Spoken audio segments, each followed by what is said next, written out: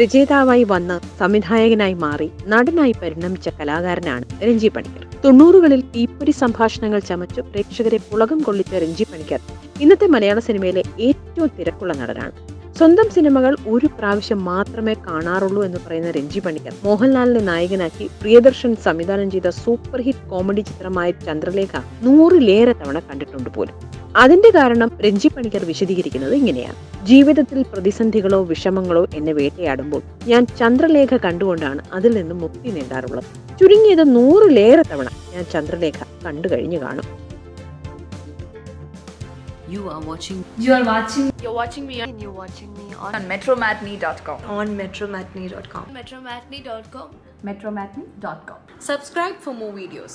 Subscribe for more videos. Subscribe here for more videos. Subscribe now. Thank you.